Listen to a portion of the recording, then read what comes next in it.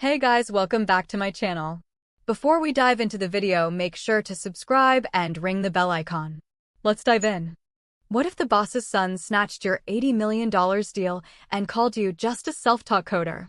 Watch how one frozen demo changed everything. He yanked the laptop out of my hands. "Let a Harvard man handle this," he said. His grin was all teeth. His watch reflected the conference lights. "The buyer team will appreciate professionalism." I said nothing. I'd spent 3 years building the code behind that $80 million deal. The algorithm was mine. Every variable, every line. He'd spent those same 3 years perfecting his handshake. I watched as he clicked Run Demo. The screen froze. A single spinning circle. My silent witness. He tapped keys like he knew what he was doing. He didn't. The investors stared. The room thickened. But here's the secret he never knew. What if the freeze wasn't a bug, it was my trap? 30 minutes later, the buyer's CTO called me privately. "The deal's off," he said. His tone wasn't anger. It was respect. Then quieter. "They'll beg with flowers, apologies, and papers for you to sign. Do not open the door." I didn't sleep that night. Not because I was angry. Anger is a fire. I prefer knives. Cold, precise, silent. He was the boss's son. "Ethan, the company's future," they said, "groomed for the throne." He called me the coder, never by name. Said I should thank the company for giving a self-taught kid a desk. He was right about one thing. I was self-taught. What he didn't understand was that self-taught people learn differently. We study failure like scripture. We remember everything. After the demo disaster, he panicked. He blamed me naturally. Said my code had bugs, except there weren't any. I knew what he didn't. The system only froze when accessed from unauthorized credentials. A little safety feature I'd built in quietly. When he copied the project files to his laptop that morning, the kill switch triggered. No data lost, just dormant, waiting. The CEO, his father, called me in the next day.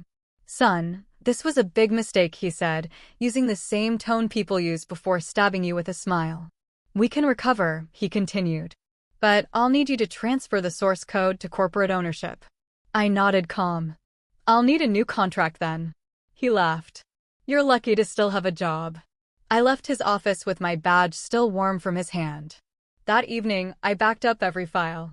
Then I deleted them everywhere but my encrypted drive. The system was mine legally, ethically, technically. They just hadn't realized yet. 3 days later, the buyer's CTO reached out again. "Your code impressed us," he said. "It's clean, efficient. We'd still like to work with you directly." I told him I wasn't available. Not yet. Because revenge isn't about speed. It's about timing. A week passed. Ethan started sending messages. "Let's talk. We can fix this." "Then they're threatening to pull funding, please."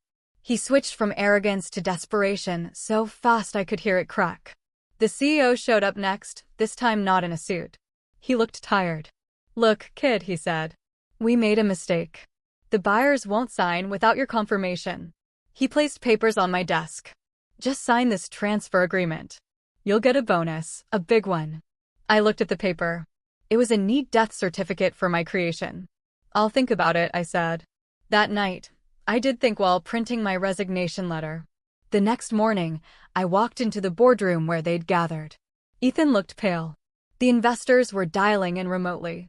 I placed my resignation letter on the table. "You can't quit," his father said. "Watch me," I replied. They tried threats next, then offers, then flattery. But I'd already sent the project's original ownership documents, time-stamped, verifiable, to the buyers. The email subject line was simple: correction, author of Codebase. Within hours, they terminated the corporate deal and signed a new one with me directly.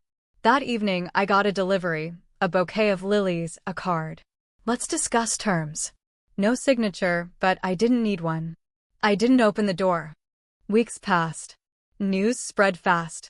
The company's shares dipped. Whispers spread through the industry. The Harvard heir tanked an $80 million deal. The buyer CTO became my partner. We launched a startup built on the original system. Cleaner, smarter, faster. I never saw Ethan again, but sometimes late at night, I imagine his face when the news broke. The confusion, The realization, the slow, choking understanding that I'd been steps ahead the whole time. He thought credentials made him untouchable. He forgot who built the foundation he stood on. Revenge isn't rage.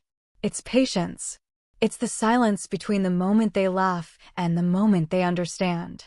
And when the world called me a self-taught coder, they meant it as an insult. They didn't realize self-taught means no one ever taught me limits.